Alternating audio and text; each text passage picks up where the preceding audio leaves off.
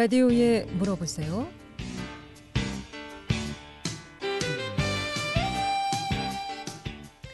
여러분 안녕하십니까? 라디오에 물어보세요. 진행의 김혜정입니다. KBS 원주방송국 라디오에 물어보세요는 매주 월요일부터 금요일까지 우리 생활과 밀접한 다양한 분야의 생활 상담을 해드리고 있습니다. 오늘은 한상용 세무사 모시고 세무 상담하겠습니다. 오늘 상속세에 대해서 좀 자세히 알아보도록 하겠습니다. 상속세가 무엇이고 또 상속 순위는 어떻게 되는지, 또 상속재산, 조회 서비스라든가 상속세 과세 체계 등 여러 가지 상속세 관련해서 자세한 상담하도록 하고요. 이 밖에도 취득세라든가 양도세, 증여세, 종합소득세, 법인세, 부가세 모두 좋습니다. 세무 관련해서 지금 전화 주시면 전문가의 상담 바로 받을 수 있겠습니다. 이용호 씨 상담 전화번호 알려드립니다. 이용호 씨 상담 전화는 764국에 6335번, 764국에 6336번 또는 50원의 정보 이용료 있는 문자 샵 8950으로 상담해 주시면 되겠습니다. 한상용 세무사 모시겠습니다. 안녕하세요. 네, 안녕하십니까. 네. 자, 오늘 상속에 대해서 좀 자세히 하나하나 알아보도록 하겠습니다. 네. 먼저 상속에 대해서 어떻게 좀 정의를 내릴 수 있을까요? 네, 상속이라는 거는 보통 이제 피상속인이라고 합니다. 돌아가신 분 네, 모든 재산을 그 상속인들이 무상으로 이어받게 되면은 거기에 발생하는 상속세를 납부하는 것을 말합니다. 저번 시간에도 이제 상속에 대해서 얘기를 했는데 문제는 상담이 많아서 조금밖에 얘기를 못하다가 상담 전화 벌써 와 있네요. 네. 상담 전화 먼저 받도록 하겠습니다. 764국에 6335번 전화 주셨습니다. 연결하겠습니다. 여보세요? 네. 올해 종합소득세 지금 7월달에 낸 게요. 네. 몇 년도분을 낸 거죠? 올해 종합소득세 신고한 거는 2020년도 분을 5월 달에 신고하신 겁니다. 예? 예? 네, 2020년이요. 작년 거를 올해 5월에 신고하신 겁니다. 그럼 네. 내년도에 이제 신고할 거는 네. 올해 거를 내년도에 신고하게 되는 거죠. 올해 거를요? 네네, 그렇습니다. 내는 거요? 네네, 그 다음 해 5월 달에 신고하게 됩니다. 그런데 저번에 얼진고 가서 물어보니까 세무소 가니까요. 네. 이제 문지방이나 보고 잘 알려주지도 않고. 네. 그래가지고 그냥 대충 넘어왔는데 네. 하여튼 올해 낸 게 2019년도 거라고 얘기를 하길래. 네네. 2019년도 매출액을 올해 낸다고 그러더란 말이에요. 걔가 잘못 알았는데 그 친구가. 네. 그 전년도 거를 그 다음 해에 신고하도록 되어 있습니다. 저도 그렇게 알고 있는데. 그래서 이제 종합소득세 내는 걸로 알고 있는데. 네네네. 이제 세무서 가면은 도와주는 친구들이 있는데. 네, 도우미들이요. 네네. 2019년도 걸 가지고. 네. 매출 금액을 가지고 올해 냈다는 거예요. 그 얘기는요.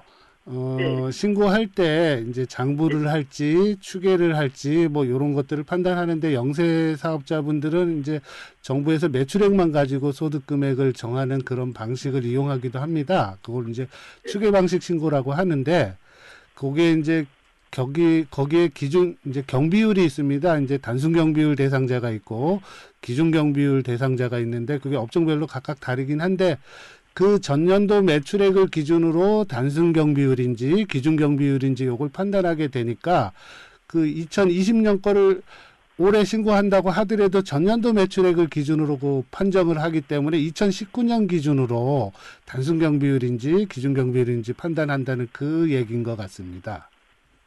단순 그거 같은데. 네네네. 그러니까 이제 2020년 거를 2021년에 신고하더라도 그 단순 경비율 대상자인지 그 판단은 그 직전 연도를 기준으로 판단하니까 2019년 매출액을 기준으로 판단하게 됩니다. 그 얘기 같아요? 네네, 그런 것 같습니다. 네. 단순 뭐라고 했죠? 단순 경비율이요. 네. 단순 경비율? 네네, 그렇습니다. 근데 우리는 원래는 과세 특례자인데도 이제 돈을 내요. 하도 이제 칼을 긁어서. 네네네, 그렇습니다. 그전에는 안 냈었거든요. 네네. 그래서 그게 이제 과세특례자라고 해서 부가세에서 간이가세자 구분하는 거랑 이제 종합소득세 때 그 기준경비율이냐 단순경비율이냐 판단하는 거는 별개의 문제입니다. 그래서 예. 그 과세특례자라고 하더라도 만약에 일정 금액이 직전 연도 매출액이 일정 금액이 넘어서 단순경비율이 아닌 기준경비율이 되면은 세액 부담이 발생할 수 있습니다. 그 얼마까지 해서 기준이고 단순이고 이렇게 그게 이제 되나요? 업종별로 다른데요. 업종이 어떻게 되시나요? 운수업입니다. 예, 네. 운수업이면은 2,400만 원 기준으로 판단하게 됩니다. 얼마요? 2,400만 원이요. 카드 매출 2,400이요? 네네, 그 매출 잡힌 거예요. 네. 그 2,400. 그럼 그 다음에 기준은요? 네, 그래서 뭐 2,400이 그 직전 연도에 넘었다 그러면은 그 해당하는 신고 연도에 그 기준경비율 대상자가 되는 거고, 만약에 그 직전 연도 매출액이 2,400이 안 됐다 그러면은 단순경비율 대상자고 그렇게 됩니다. 똑같은 금액인데도 똑같이 네네. 매출을 올렸는데 이제 친구들도 네, 맞습니다. 근데 어떤 친구는 세금을 안 낸다고 네네. 어떤 사람은 돈을 낸다고 그 경비율 차이에 따라서 달라지게 됩니다. 네. 아니 이제 매출이 똑같은데요? 매출이 똑같아도 이제 그 기준 경비율은 또 이제 그 산정하는 방식이 있는데요. 주요 경비라고 해서 그 기준 경비율 대상자들은 그 주요 경비가 그 뭐 보통은 이제 카드 쓴 내역 가지고 이제 주요 경비들을 이렇게 잡을 건데 뭐 또는 매입 자료나 그거를 얼마나 구비했느냐에 따라서 좀 달라지게 됩니다. 아니 그래서 카드 가스분 가스분 내역을 갖다 줘도 그건 뭐 신경도 안 쓰던데요. 네네. 그래서 뭐 그것들은 그 내용을 다 봐야 됩니다. 이제 매입 자료가 얼만큼 되는지 이제 그런 것들. 매출은 똑같다 하더라도 네네. 또 매입 자료 뭐 또 변동이 있으면 단순이 될 수 있고 기준이 될 수 있고 이렇게 네네. 나눠볼 수 달라질 있다고 수 있습니다. 네. 말씀하셨습니다. 자세히 한번 좀 살펴보셔야 될 것 같습니다. 굉장히 어렵습니다. 예. 네네네. 그렇습니다. 네. 세금 네. 관계가 좀 네네. 어렵죠. 네, 고맙습니다. 네, 라디오에 물어보세요. 오늘은 세무 상담 해드리고 있습니다. 상속세에 대해서 알아보고 있는데 이렇게 종합소득세 세금이 왜 이렇게 기준이 달라질까? 또 지난달에는 적었는데 올해는 또 왜 이렇게 많아지는지 궁금증 많으실 겁니다. 취득세, 양도세, 상속세, 종합소득세, 법인세 모두 좋습니다. 지금 전화 주시면 상담 받을 수 있겠습니다. 이용하실 상담 전화 764국에 6335번, 764국에 6336번 두 대의 전화 준비되어 있습니다. 5590번님의 문자 상담입니다. 증여받은 지 6개월쯤 지났는데요. 취소하면 이 납부한 증여세도 환불이 가능한지. 증여하시고 6개월이 지났으면은 네. 그 취소하시게 되면은 네. 그 환불은 불가합니다. 보통 3개월 이내에 취소를 하셔야지 당초 증여가 취소가 됩니다. 6개월 네. 지나면 다시 네네. 반환하더라도. 예, 6개월이 증여세는 지났으면 반환하면 재차 증여가 됩니다. 다시. 네. 당초 증여가 있고 재차 증여가 되는 거죠. 그렇군요. 네. 이거 잠시 후 전화 받고 자세히 또 얘기 나눠보겠습니다. 이번에도 764국에 6335번 전화 주셨습니다. 연결하겠습니다. 여보세요? 네, 여보세요? 네, 안녕하세요. 네, 안녕하세요. 네. 네, 제가 궁금한 건 제가 임대업을 하는 사람인데요. 네. 제가 분양권을 작년에 하나 팔았었어요. 네.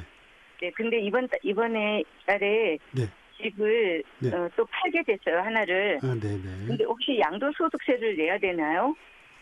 지금 분양권 작년에 파신 거 있고 올해 집 파시는 거는 처음이신가요? 네, 올해는 처음이에요. 네. 그리고 이 집이 그 세대 기준으로 1주택인가요? 아니면 이제 세대 기준으로 저는 임대업이라서 1가구 4주택이 되거든요. 4주택이신가요? 네. 그러면은 아마 이거 세금은 발생할 것 같습니다. 양도 차익에 대해서. 이제 좀 더 자세한 거는 세대 기준으로 그 주택이나 건물 소유 현황을 다 봐야지 이게 비과세인지 아닌지 판단을 할 수 있고요. 네네. 만약에 뭐 4주택 이상이라고 하면은 이제 뭐 이게 거주주택 비과세라고 있는데 그거는 요건들이 좀 복잡해서 주택 소유 현황을 다 가지고 판단을 해야 되기 때문에 유선상으로 판단하기는 조금 어렵습니다. 그리고 또 제가 한 가지 더 물어볼게요. 제가 집을 하나 분양을 받으려고 그러고 있거든요. 그러시네요. 네. 그러면 1가구 4주택이면은 뭐 서울 지역은 뭐 12%고 지방은 지금 8%라고 얘기하는데 제가 8%에 속하나요? 아니면 취득세 처음에는 저희가 그냥 네네. 인력을 할 때는 네. 뭐라 그러지? 새 집을 살 때는 네. 그냥 취득세를 안 냈었거든요. 아, 네네. 근데 지금 큰 집을 살 때는 제가 취득세를 냈었거든요. 아, 네. 근데 분양을 받게 되면 네. 이 취득세가 몇 프로가 되나요? 지금 혹시? 현재 그 다른 주택이 있으시다고 했는데 네네. 이제 그 주택 내역을 좀 살펴봐야 됩니다. 주택을 다 매매로 취득하셨다고 하면은 만약에 그 주택 가액이 공시 가격이 1억 미만이면 그 주택은 주택수에 포함하지 마시고요. 만약에 네. 1억이 넘는 주택이다 그러면은 그 네. 주택수에 포함해서 네. 그 3주택 이상이면 8%고 4주택이면은 12%가 됩니다. 취득세가요. 네. 네. 그러면은 뭐 임대업을 하는 사람이나 아니면 임대업을 안 낸 사람이나 다 똑같은 네, 취득세는 8%를 똑같습니다. 취득세는 네. 똑같이 네네, 내고 있어요. 그렇습니다. 네. 네, 고맙습니다. 네네. 네, 고맙습니다. 라디오에 물어보세요. 늘 한상용 세무사 모시고 세무 상담하고 있습니다. 세금 관련해서 궁금증 지금 전화 주시면 상담 받을 수 있겠습니다. 이용하실 상담 전화 764국에 6335번, 764국에 6336번 두 대의 전화 준비되어 있습니다. 앞서 이제 증여세 관련해서 잠깐 얘기를 했는데 증여세 다시 반환하는 경우가 있습니까? 어떤 경우에 이런 경우가 있죠? 보통 이제 증여했다가 뭐 네. 어떤 사유는 여러 가지입니다. 근데 음. 증여를 이제 취소하게 되면은 네. 이제 세금 때문에 취소할 수도 있고요. 아, 세금 그래서 때문에. 예, 세금이 이제 막상 증여하려고 보니까 너무 과도하니까 그런데 이제 그 당초 증여를 3개월 내에 증여세 신고 기한이 네. 기한 내에 취소를 하게 되면은 그 증여가 취소가 되는데 그 만약에 그 증여한 후에 그리고 지금 6개월이 약간 이제 넘었습니다. 기간이 조금 애매하긴 한데요. 보통 이제 증여세 신고 기한은 그 증여한 달의 말일로부터 3개월입니다. 그래서 그 3개월 이내에 취소를 하게 되면 당초 그 증여세 취소가 가능한데 그러면 이제 네. 증여를 받았는데 세금 낼 돈이 없다. 네네. 그러면은 이 증여 받은 뭐 부동산이라든가 네네. 좀 팔아서 네. 내겠다라고 하면 네네. 유예 기간 같은 게 좀 있습니까? 이제 연부연납 제도가 있고요. 연부 연납? 네네. 그 만약에 세금이 2천만 원 이상이라 그러면 나눠서 낼 수 있기도 하고 물납도 가능하긴 합니다. 물납이라는 것은 이제 물건으로 내는 거죠. 또는 물건으로요. 또는 뭐 납세 보증보험 증권이라고 해서 뭐 그렇게 해서 좀 유예받을 수 있는 세금 길도 낼 수 있긴 있는 합니다. 방법은 여러 가지가 네, 있네요. 그렇습니다. 네. 계속해서 상담 전화 받습니다. 764국에 6335번 전화 주셨습니다. 연결하겠습니다. 여보세요? 여보세요? 네. 아, 뭐 좀 물어보려고 그러는데요. 네네, 말씀하세요. 우리 자녀, 내가 75세인데, 네. 우리 자녀가, 네. 농사를 짓겠다고 하면서, 네. 이제 땅을 하나 이제 구입하려고 하는데, 아, 네네. 돈이 한 1억 정도가 모자란데요. 한 2억 정도 들어가는데, 네. 그래서 내가 그것을 이제 대부를 내가지고, 네. 대주면 이게 양도세로 되는지 아니면 뭐 증여가 되는지 좀 궁금해가지고요. 네. 보통 이제 자녀분이 취득하는데 이제 부모님이 요 이제 대금을 대주게 되면은 네. 증여가 됩니다. 네네. 증여. 네네. 그러면 증여세로 이렇게 내야 되는 건가요? 네, 그렇습니다. 이제 증여했을 때 증여재산 공제는 그 10년간 자녀한테 증여한 거 5천만 원, 이제 자녀분이 성인이라 그러면 5천만 원 공제하고 나머지 그 5천에 대해서 증여세 납부를 하게 됩니다. 근데 이제 자녀가 그거를 이제 갚겠다고 네. 일단 얘기를 하는데, 네네네. 예, 그렇게 돼도 그게 증여세로 되는 건가요? 실질이 이제 빌린 돈이라 그러면은 원칙상으로는 이제 세법상으로는 이제 차용증이 있어야 되고요.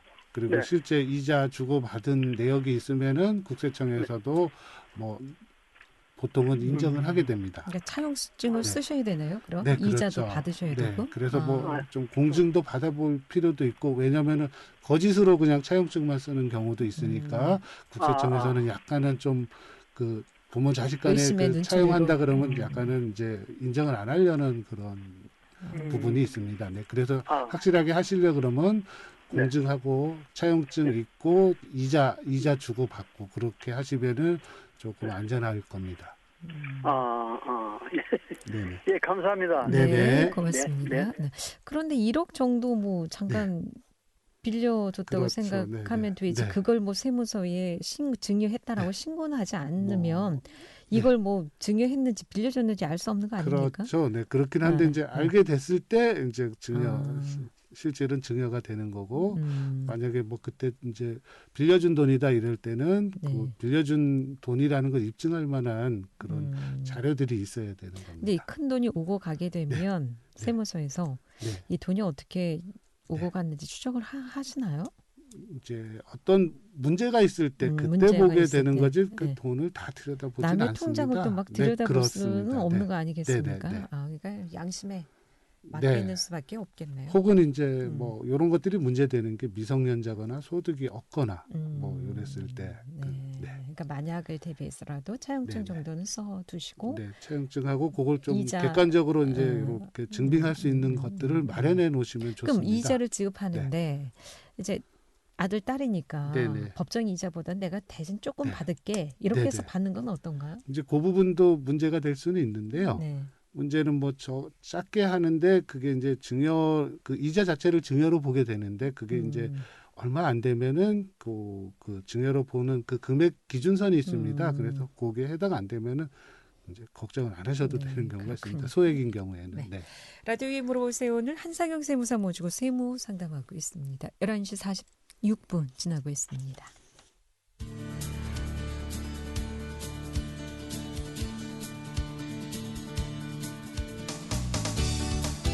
여러분께서는 KBS 원주방송국에서 진행해드리는 라디오에 물어보세요를 듣고 계십니다.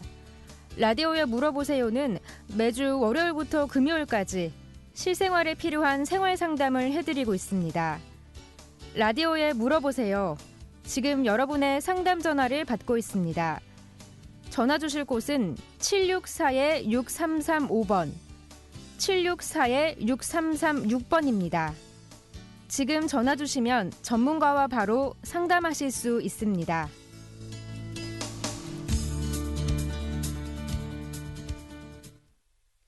네, 라디오에 물어보세요. 오늘은 세무 상담하고 있습니다. 상속세에 대해서 알아보고 있습니다. 상속세 외에도 이렇게 증여라든가 또 양도, 취득세 모두 좋습니다. 세금 관련한 궁금증 지금 전화 주시면 상담 받을 수 있겠습니다.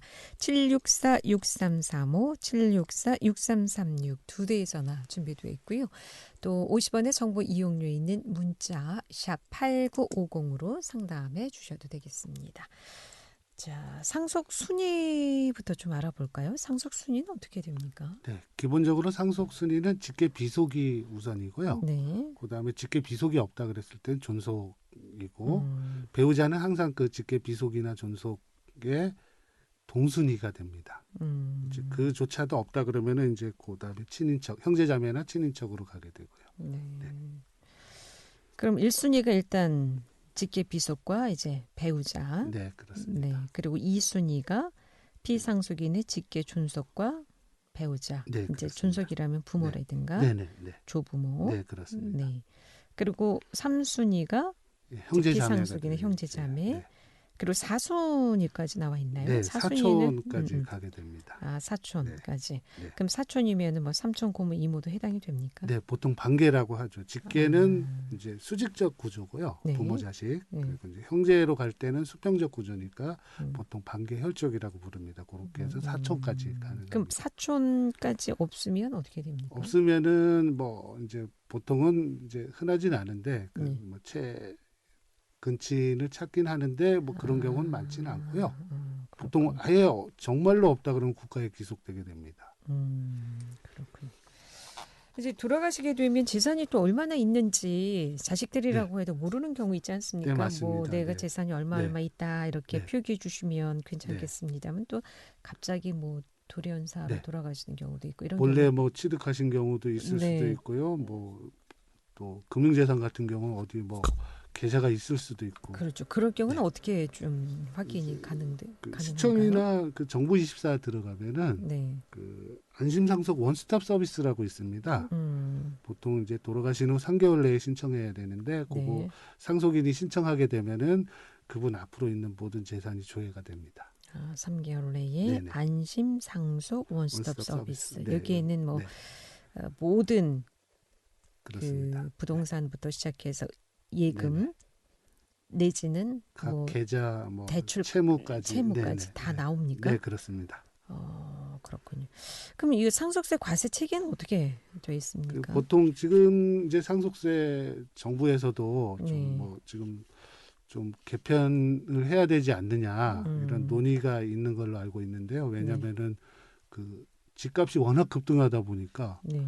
그 집 한 채만 가지고도 지금 상속세를 내는 그렇죠. 지금 네. 서울 같은 경우 대도시에는 예, 그런 사례들이 많이 있어서 그 이제 상속세 개편 논의가 있는데 상속세는 유산과세형이라고 합니다. 이제 뭐냐면 돌아가신 분의 총 재산을 기준으로 상속세를 부과합니다. 반면에 그 증여세 같은 경우는 그 취득과세형이라 그래가지고 취득하는 그 아무리 재산이 많다 그래도 각각 증여받은 사람 입장에서 취득한 만큼만으로 이제 그 세금을 계산하는 구조인데 네.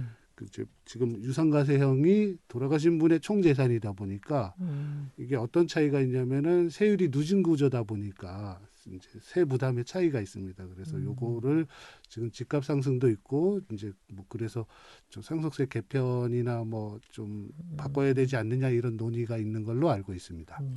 그러니까 뭐 형제가 많은 경우엔 좀 나눠서 상속을 받을 수 있지만 형제가 없이 고스란히 이제 부모 재산이 많은 경우 그걸 다 받게 되면 세금이 어마어마하겠네요. 일단은 뭐 돌아가신 분 총 재산으로 평가를 하다 보니까 그거를 각각 나눠서 받는 분 기준으로 하면은 이게 취득과세형이 되는 거고요. 네. 돌아가신 분 총 재산을 기준으로 상속세를 계산하게 되면은 그거는 이제 유산과세형이 됩니다. 지금 현재는 유산과세형을 취하고 있습니다. 그럼 뭐 이런 경우 상속이나 증여 세금 낼 돈이 없어서 못 받는 경우도 있습니까?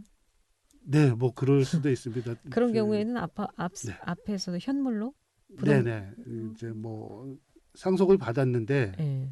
보통은 부동산으로 많이 갖고 그렇죠. 땅이나 네. 뭐.